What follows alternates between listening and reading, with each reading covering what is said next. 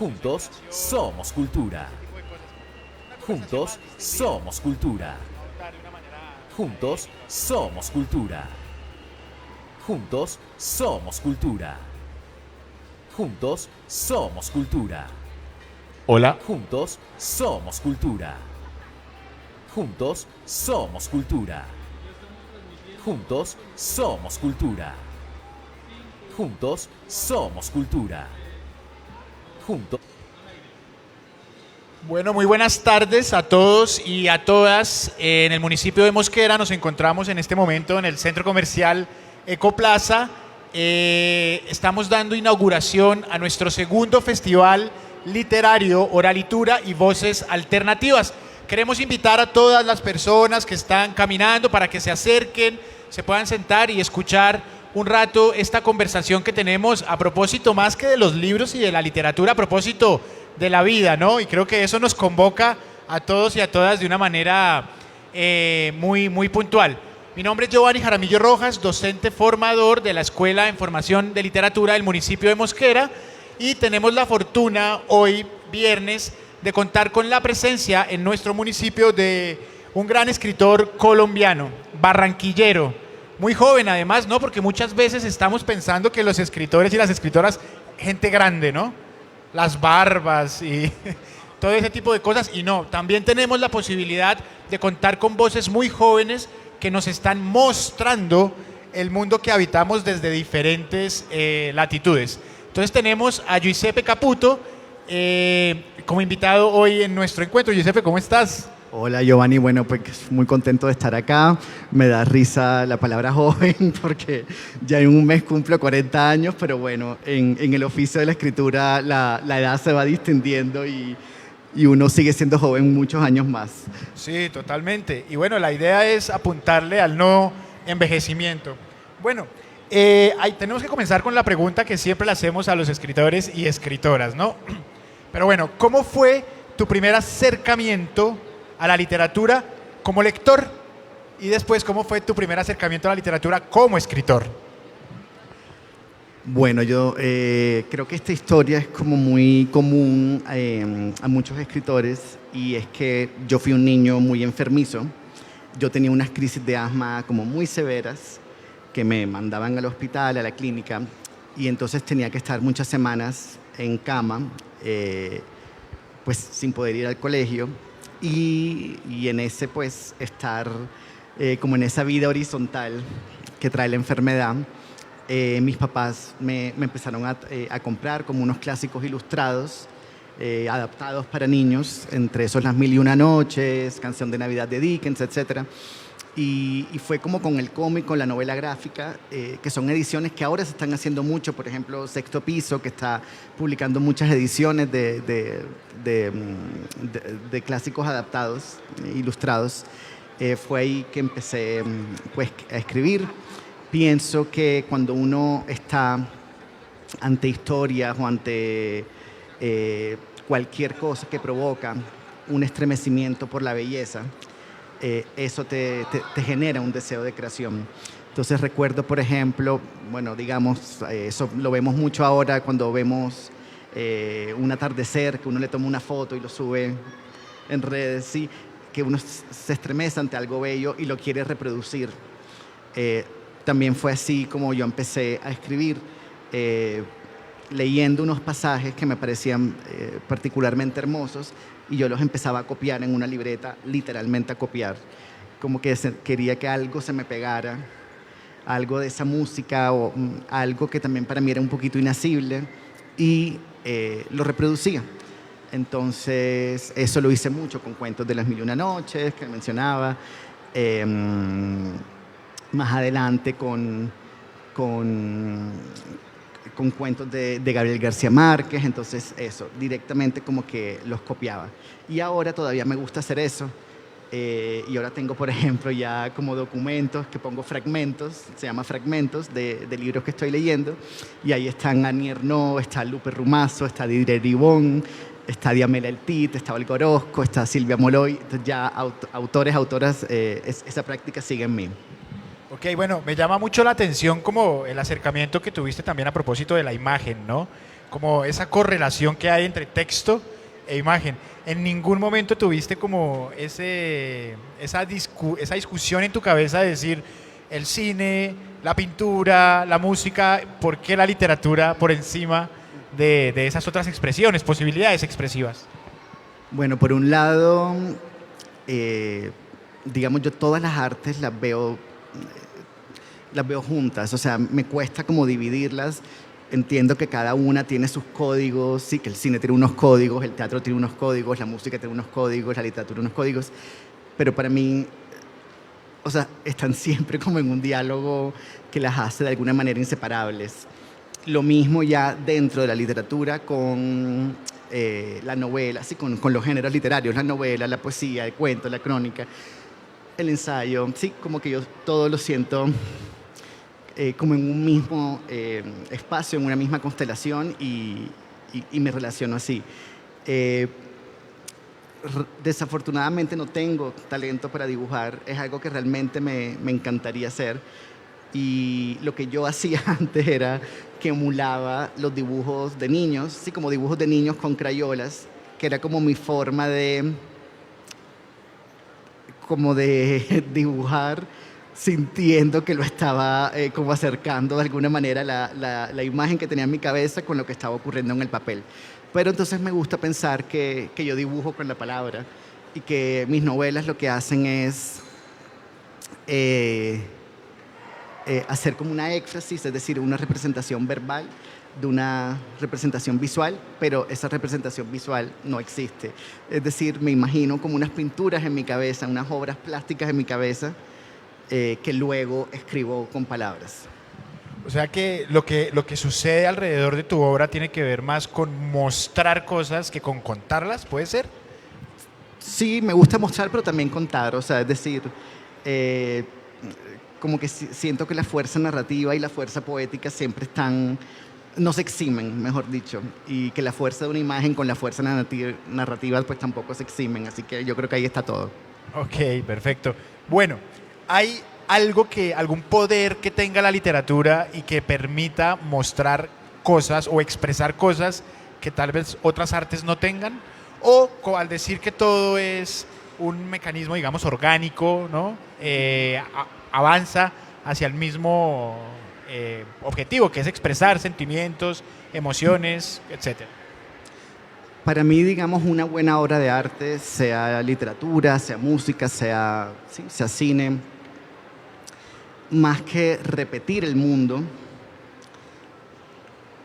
lo reimagina y más que reiterar el mundo, lo reimagina.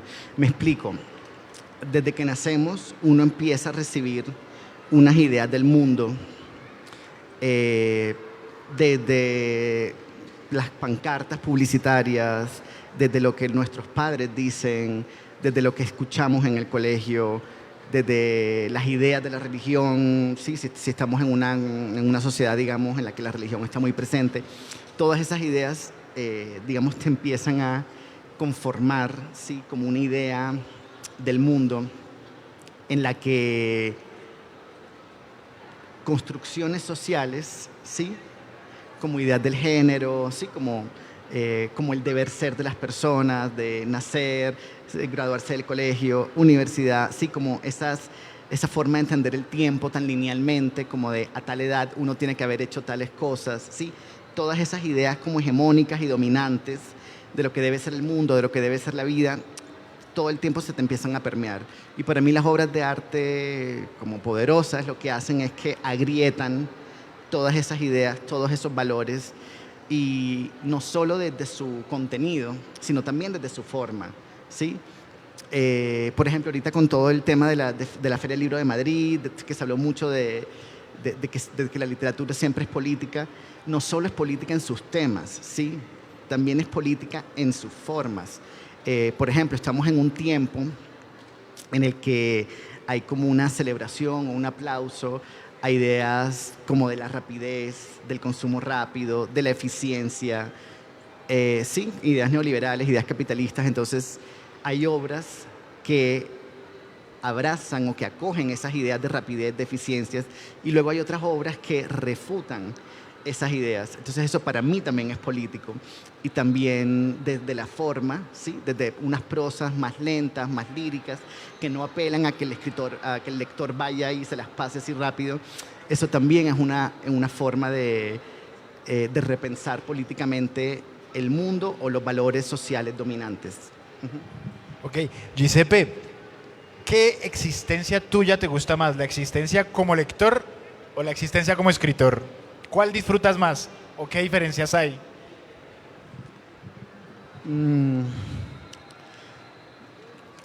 Claro, la respuesta fácil es decir que están juntas y que sea fácil la respuesta no significa que no sea verdad. Es decir, por un lado sí pienso que ambas vidas o ambas existencias son inseparables. Sin embargo, claro, para mí el momento de la lectura es como un momento como de recibir y como de permitir, sí, como que otros mundos, otras ideas, otras formas de pensar, otras formas de escribir, otras formas de estar en el mundo, como conocerlas. Y el momento de la escritura es un momento más de acción, de dar, sí, como de dar. Y en ese sentido, si bien no me parece angustioso, porque no me gusta relacionarme con la escritura desde esas ideas del bloqueo de escritor, como desde la ansiedad, sí me parece que requiere como una doble concentración o una doble atención en el sentido de que uno está al tiempo que escribe leyendo lo que uno mismo está escribiendo, y en ese sentido son como dos actividades psíquicas en una sola. Ok, perfecto. Bueno, Giuseppe Caputo tiene dos novelas publicadas. La primera es Un mundo huérfano, que es una historia maravillosa entre un padre y un hijo, ¿no? Y después, posteriormente, Estrella Madre, que se publicó hace relativamente poco. Sí, un año. Un año, perfecto. Bueno, en Un mundo huérfano es un contexto el que está, digamos, la atmósfera, el ambiente en donde se desarrolla la historia es un ambiente bastante precario, ¿no? Desde el punto de vista material, pero emocionalmente hay unos estadios estalladísimos de ternura. ¿Cómo empezaste a trabajar y a elaborar la ternura dentro de un espacio de tanta contingencia? Bueno, esa novela salió publicada cuando yo tenía 34 años y yo desde hacía mucho quería escribir sobre la ternura y digamos, reivindicar intelectual, estéticamente la ternura como una emoción política, pero sobre todo como una emoción de la que se puede escribir. Y yo ahora, digamos, a mí me parece como muy pendejo de mi parte, como haberme tardado tanto en decir, bueno, voy a escribir sobre la ternura, porque me parecía como desde los valores intelectuales dominantes, sí, como que no era una emoción que tuviera como un prestigio intelectual, sí, como que la rabia, la indignación, tienen la tristeza, el odio, exacto, como que tienen un prestigio intelectual. Hay un libro de Adrián Hidalgo que es muy bueno, que se llama, por ejemplo, Oda al odio. Sí, entonces como que, y la ternura para mí estaba como en un lugar como más inferiorizado dentro de todas estas emociones. Pues ahora obviamente pienso que la ternura es una gran emoción política. Lo pienso en diálogo con las madres de Soacha, con las madres de la Plaza de Mayo, por ejemplo, ¿sí? Y bueno, y para mí es una emoción que nos ablanda y que en ese sentido hace que la injusticia, el dolor de los demás, pero también las alegrías de los demás, el placer de los demás, entre como más intensamente en uno. A veces nos pensamos como de formas muy amuralladas, como tú, yo, ellos, sí, y por supuesto somos personas independientes, pero en realidad somos personas muy porosas, sí. Los ambientes nos afectan mucho, sí, a mí como que un ambiente, estar por ejemplo en un concierto a mí me activa, sí, como que los ambientes entran en uno, sí, uno es muy poroso y la ternura siento que nos hace mucho más porosos aún. Bueno, en la obra de Giuseppe podemos encontrar digamos, como bien nos lo has mencionado, como toda esta caracterización también política de cosas que aparentemente no lo son, ¿no? En este caso, como la ternura. ¿Qué otro tipo de emociones transformadoras desde el punto de vista social y político has podido trabajar en tus dos obras? Yo diría, que la solidaridad y el pensar como vínculos afectivos mucho más allá de la familia biológica. Y también ha sido como un proceso personal, digamos, claro, digamos en mi casa familiar, mis tíos, unos tíos pelearon en la Segunda Guerra Mundial en Italia. Mi papá estaba muy chiquito y no peleó directamente en la guerra, pero sí, digamos, se pasó mucho tiempo de su infancia dentro de una cueva cuando los bombarderos pasaban. Entonces, son personas que estuvieron como muy marcadas por una coyuntura muy difícil, ¿no? Pues por una guerra. Mis tíos, varios de mis tíos tenían esquirlas, pedazos de granada en el cuerpo. Y para mí era como muy claro como la marca de la guerra en ellos. Mi papá no, pues porque no peleó, pero él tenía unas marcas invisibles también, ¿sí? Que me parecen mucho más como difíciles de detectar, de señalar, de ubicar y de entender. Entonces pienso que como esas eran unas marcas más difíciles de detectar, yo traté de entender todos los nudos familiares como a partir del psicoanálisis y a partir como de estas grandes palabras del psicoanálisis tipo Edipo, castración, etcétera. Y ha sido un proceso como en lugar de pensar más como en términos personales, pensar como la historia social detrás de cada uno de los miembros de mi familia.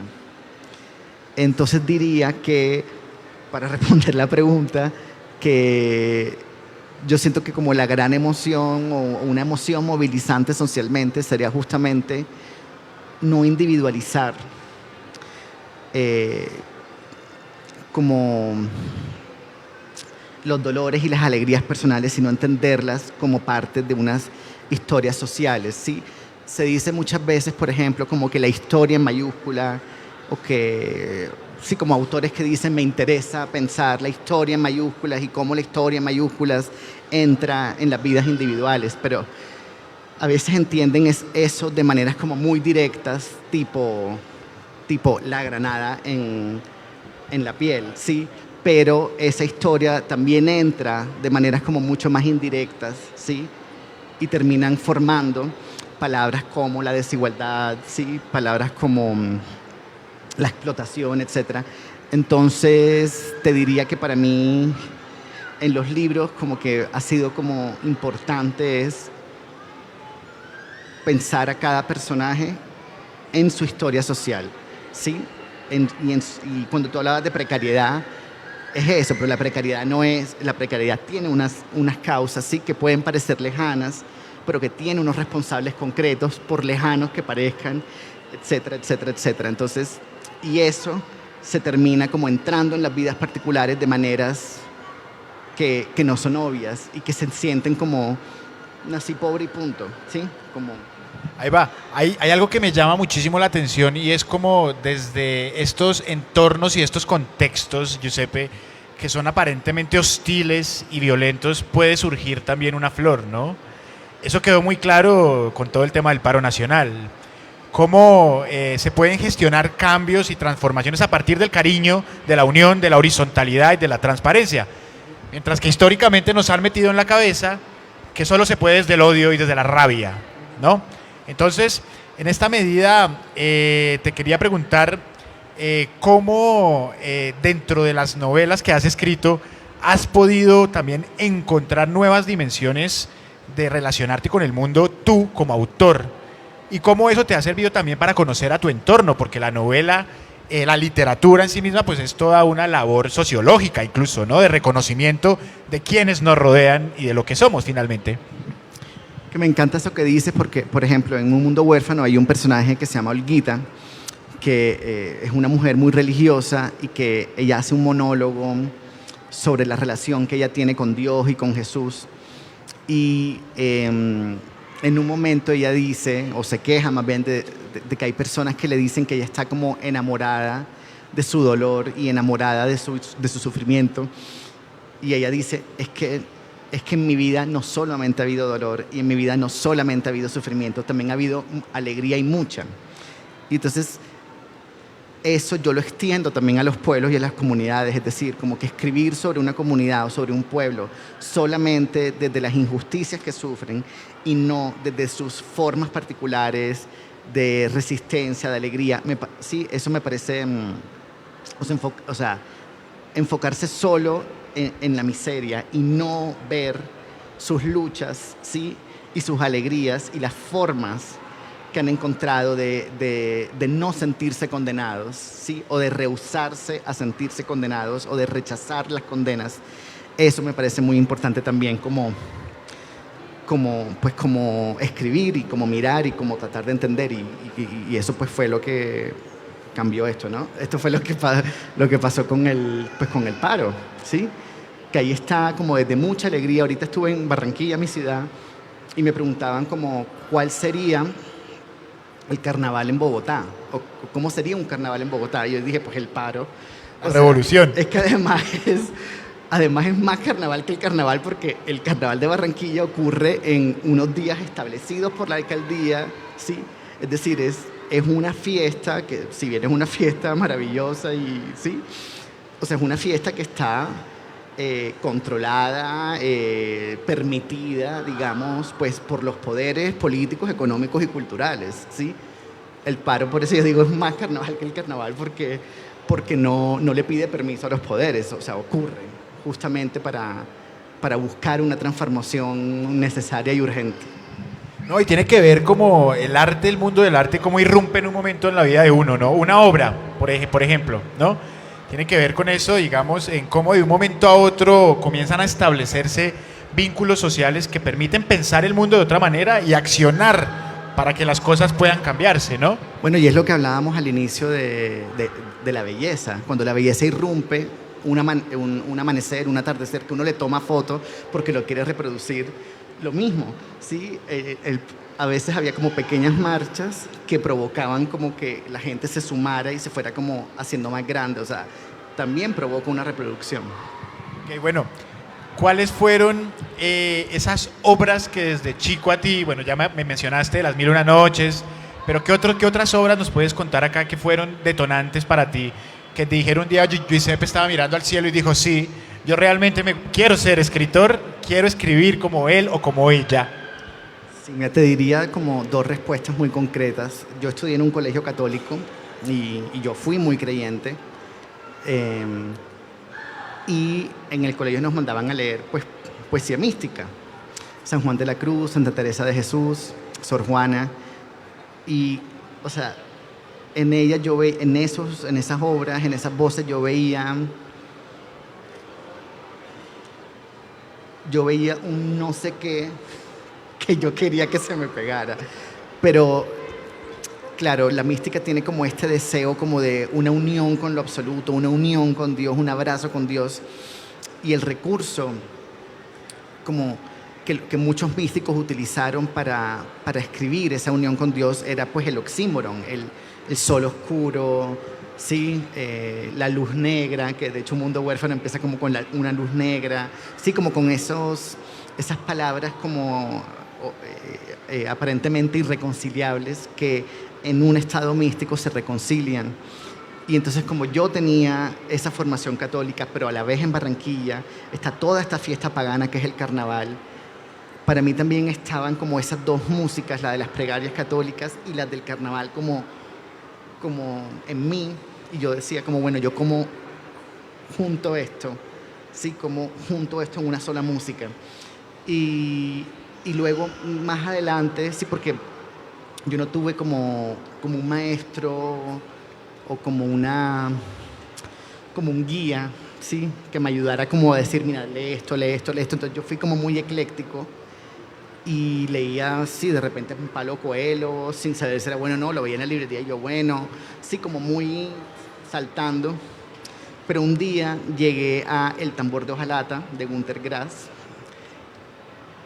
y para mí fue como, yo dije, esto es otra cosa. Una revelación, Sí, mística también. sí, como todo ese trabajo con el lenguaje que él hacía. Por ejemplo, como en una misma oración pasa de la primera persona de la primera persona a la tercera persona, al nosotros. Y entonces como que ahí también una revelación literaria para mí fue, recuerdo a mi mamá preguntándome como, pero bueno, ¿de qué va el libro? Y yo como que le contaba la trama, no, es un niño que decide no crecer más a los 3 años y se queda bajito, pero yo sentía,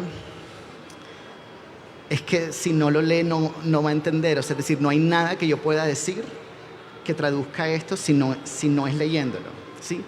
Y eso es lo que pues, yo también quiero hacer con la escritura. A mí no me interesan los libros que uno les cuenta, ¿sí? Como que la experiencia de que te cuenten de qué va y luego leerlo sea la misma, pues porque para eso es bueno que me la cuenten, ¿sí? La experiencia que yo busco es que sea única en la lectura y que la lectura provoque una emoción estética.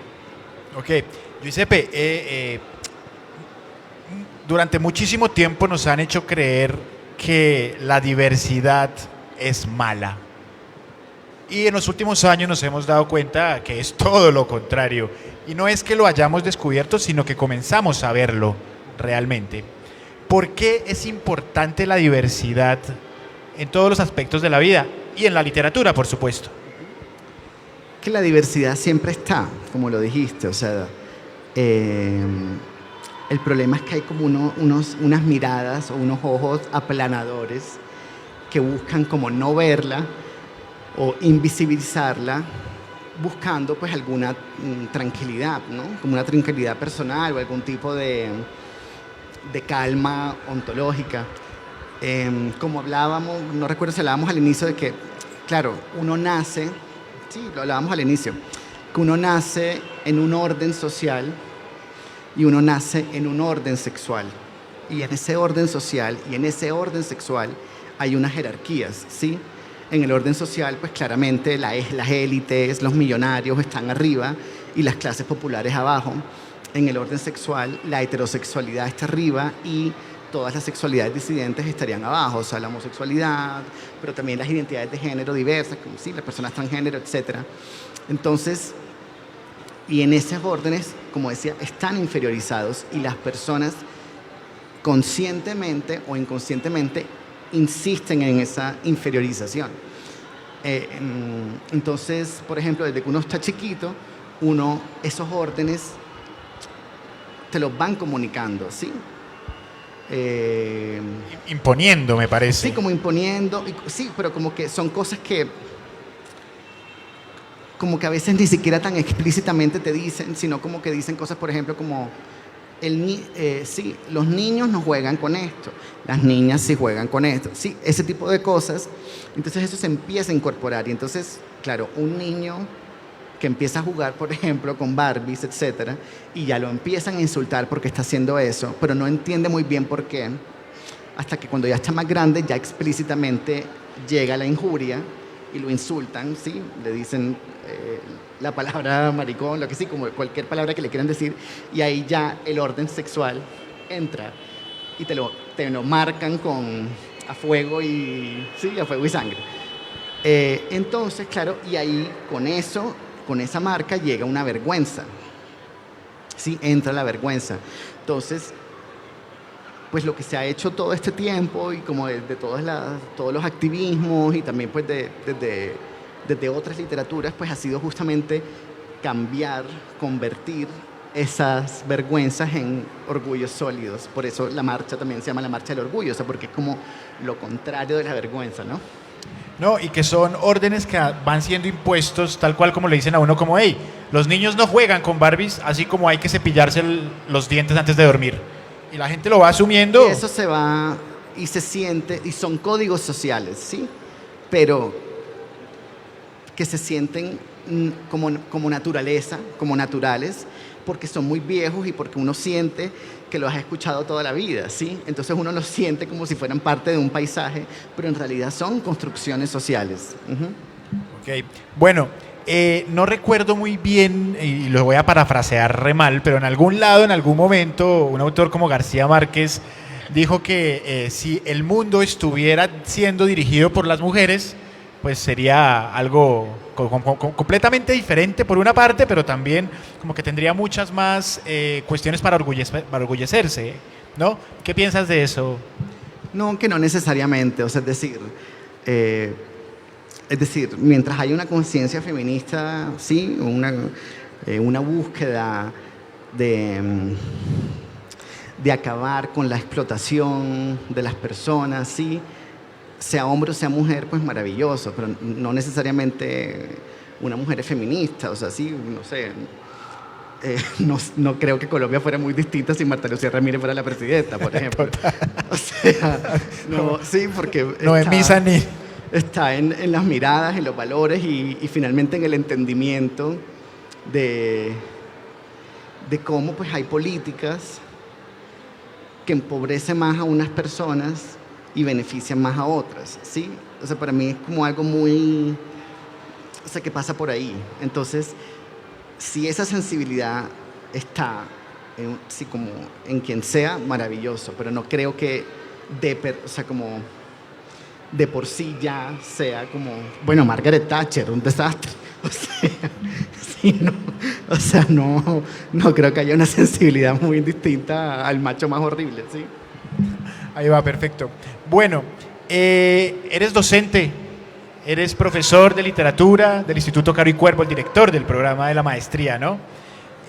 ¿Cómo repartes, digamos, no el tiempo, sino ese momento de creatividad tanto para dictar clase como para escribir? ¿Y cómo es esa relación que hay entre quien escribe y quien intenta enseñar a escribir o enseñar a leer también, por supuesto? Bueno, a mí me provoca una gran alegría como el encuentro en la clase con los estudiantes. Es un diálogo, lo siento como un diálogo permanente, fructífero, tanto para ellos como para mí, un diálogo siempre estimulante, siempre inspirador y que como hablábamos ahorita, antes de empezar, también se vuelve como un espacio en el que tanto ellos como yo expresamos nuestras inseguridades que estallan, digamos, durante el proceso escritural. Entonces, para mí sobre todo, el espacio de los talleres de escritura es un espacio donde brilla la lectura. Y quiero decir es que es un espacio en el que uno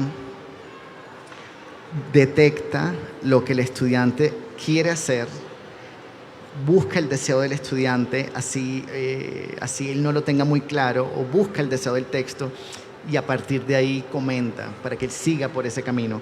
No es un espacio de prescripción, un espacio en una novela en un cuento hay que, sí, me parece que son espacios sobre todo para que los estudiantes elaboren para sí mismos sus propias leyes de creación. Okay. Bueno, si pudieras hacer un podio con los 3 escritores o escritoras más importantes en la actualidad en Colombia, ¿a quiénes nos recomendarías o a quiénes nos dirías, nos posicionarías ahí, aparte de Giuseppe Caputo, por ejemplo? La palabra importante no me gusta, pero me gustaría ver en diálogo a 3 autores que me parece tienen unas poéticas, unas propuestas estéticas maravillosas. O lo que llaman la voz, ¿puede ser? Sí, y como que siento que han incorporado o han traído consigo unas tradiciones como más raras. En ese sentido, María Paz Guerrero, la poeta, soy como un lector ferviente de ella. Juan Cárdenas y Fátima Vélez. Me gustaría verlos a los 3 conversando. Anotados, ¿no? Giuseppe, ¿Qué es la imaginación?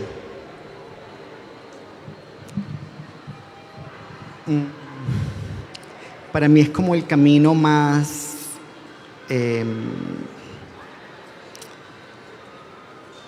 poderoso y más cercano para acercar las vidas personales y las vidas colectivas a algo mejor.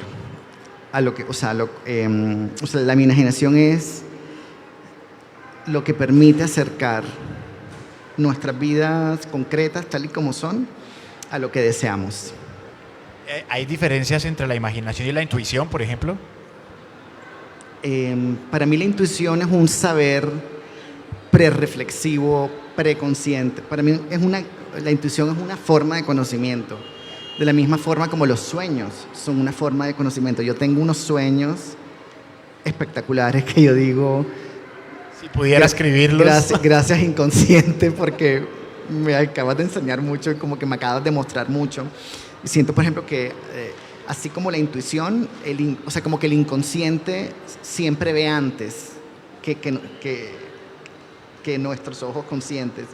Y en ese ver antes está la intuición, están los sueños. Y la imaginación para mí ya es cuando todo eso que está por allá atrás ya empieza a hacerse a verse con más claridad. Ok. Giuseppe, ¿cómo fue el inicio de escritura de Un Mundo Huérfano? O sea, ¿tienes la imagen y cuánto tiempo pasó hasta que terminaste? ¿Y por qué decidiste terminarla? ¿Cuándo supiste que la historia ya estaba cerrada? Bueno, sí, yo tuve, así como cuando hablábamos que tenía como estas imágenes plásticas que yo quería dibujar con palabras, yo me imaginaba, tuve como dos primeras imágenes y una de ellas fue como un baile primitivo, me imaginaba, como de hombres bailando o adorando la luna. Y luego que a medida que iba avanzando esa escena, supiéramos que no eran hombres bailándole a la luna, sino que eran hombres en una discoteca bailándole a una bola de espejos de discoteca. Entonces, eso, y a partir de ahí, como que empezara pues toda la idea de la bola de espejos y de fragmentar, y como que eso fuera como el inicio también de la estructura de la novela, como de una herramienta que nos fragmenta y a veces nos ilumina y a veces nos oscurece, así como pasa cuando uno está bailando en una discoteca. Y la otra era la de dos hombres en una playa, esperando que el mar les traiga algo. Entonces, claro, me da risa porque hay gente que me dice como esta es una imagen surrealista porque el mar trayendo algo, y es como, bueno, pero en Barranquilla el mar siempre trae cosas. O sea, uno se está bañando y de repente llega la caja de un televisor, así como... Entonces, no, en realidad es que el mar está sucio, no es que... Sí, pero la forma en cómo escribe el protagonista es que el mar me trajo un televisor, sí, me trajo un regalo, pero en realidad es que el mar está sucio. Sí, entonces esas dos imágenes. Ok, ¿y con Estrella Madre? Sí, con Estrella Madre fue también me imaginé uno de estos sueños, así que han sido recurrentes en mi vida, es que se me empiezan a formar ombligos en el cuerpo. Como que me veo el brazo y me empiezan a salir ombligos como si fueran manchas o lunares, pero son ombligos. El ombligo, claro, como sabemos, es la marca que nos une a todas las personas. Es la cicatriz de la primera herida, de la primera separación. Y entonces para mí eso, estar lleno de ombligos, es estar lleno de duelos por desencuentros o separaciones permanentes, pues con mi mamá. Entonces esa fue como la imagen que detonó, como un hombre lleno de ombligos que no para de despedirse de la mamá, o que no ha sabido,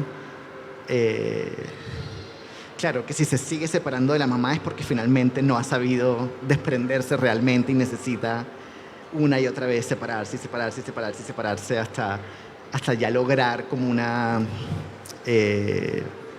emancipación Ok, bueno, los sueños forman una parte importante de tu inspiración literaria, si la inspiración existiera, ¿no?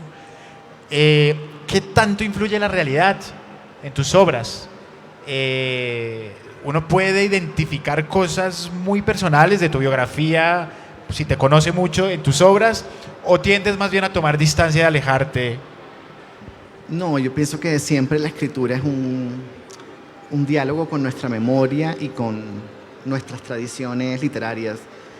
Y de hecho la ficción o el pacto de la ficción, sí, el yo decirme a mí mismo mientras escribo, para un lector imaginario, esto va a ser ficción, me permite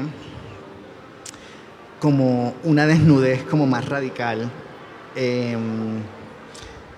Y bueno, también es que para mí también lo autobiográfico no es necesariamente lo anecdótico como tal hecho ocurrió así, sino más como la sensación, las emociones del hecho, lo que me gusta como captar.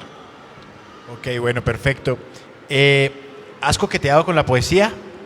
Mucho, sí, yo escribí, antes de publicar Un Mundo Huérfano, yo escribí 3 libros de poemas que no quise publicar y que no quiero publicar. ¿Por qué? Porque lo siento.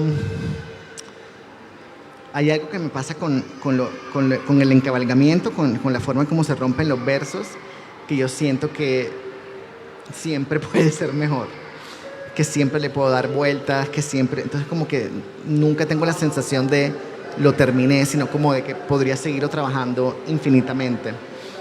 Y dicho esto, pues yo sí siento que escribo poesía en prosa en el sentido de que para mí los narradores debemos ser poetas, en el sentido de cuidar la música y cuidar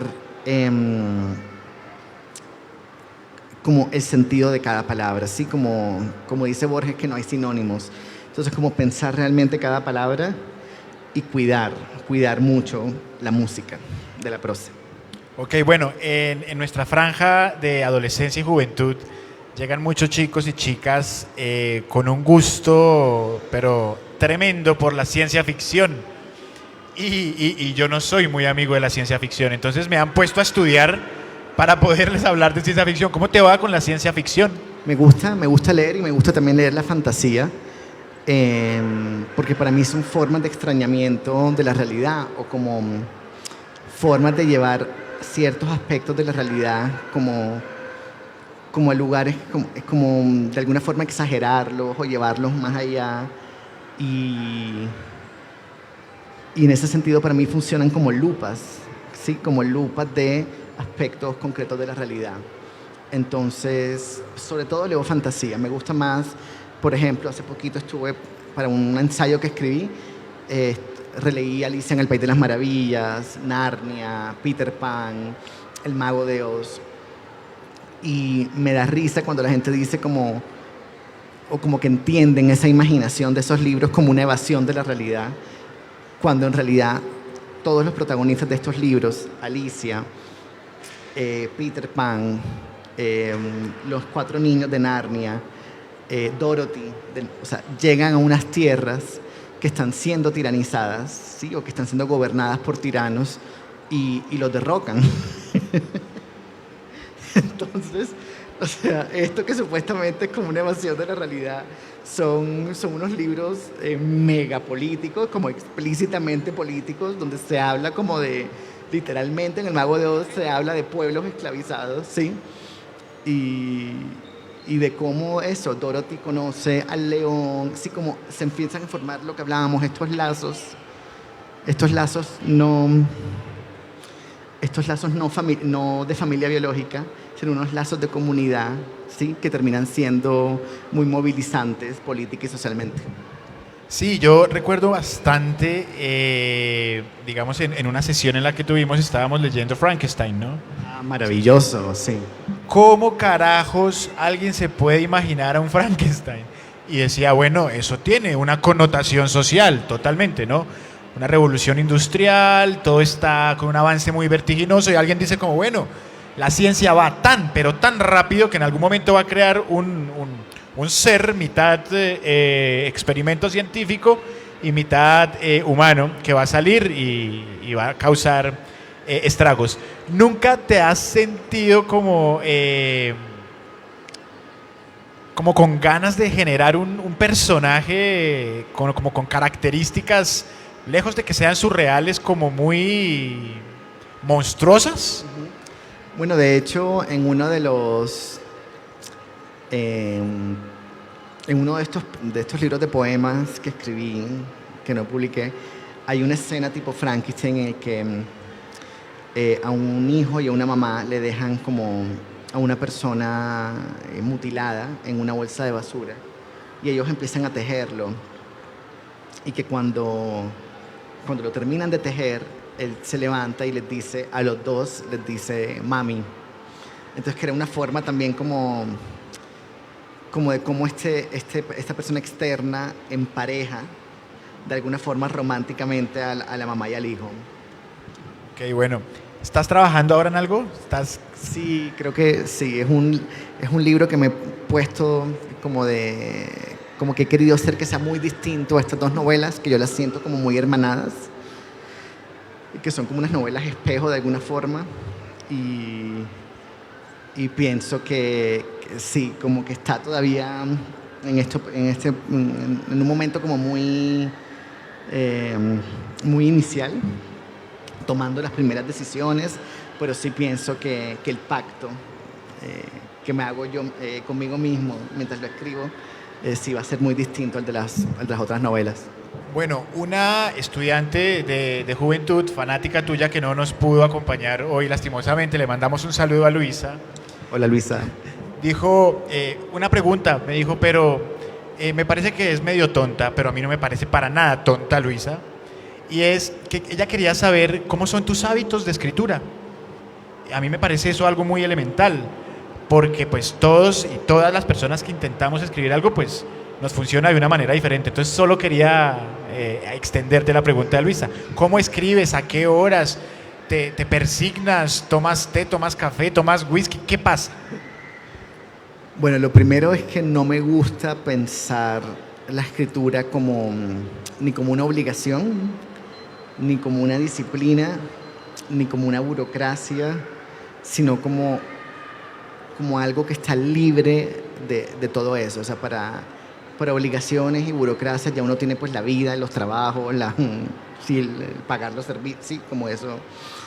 Entonces como que protejo mucho tanto la lectura como la escritura, como de cualquier cosa que la tiña de una obligación.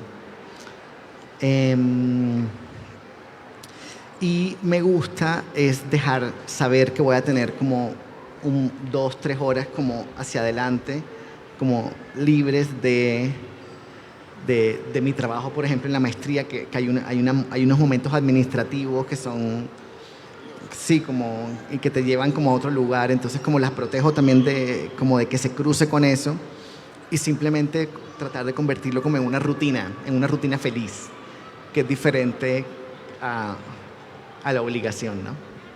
Ok, Giuseppe, vamos cerrando. ¿Qué consejos les das a los niños, a las niñas, adolescentes, jóvenes, adultos mayores que quieren comenzar a escribir?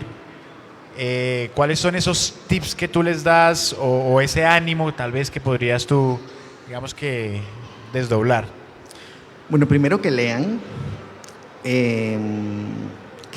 y que se traten como de marcar en una constelación de voces con la que ellos quieran dialogar. Sí, creo que eso lo hablamos mucho con Juan Cárdenas, que es un error pensar que uno escribe como de la nada, sino que uno siempre está escribiendo como en el marco de unas tradiciones, de una vanguardia, ¿sí? Lo que dices es un hecho político en sí mismo. Sí, entonces eso, como yo siempre pienso que si uno está dialogando con otros libros, eso ayuda mucho. Yo, por ejemplo, con Un mundo huérfano, como es la historia de un padre y de un hijo sin madre,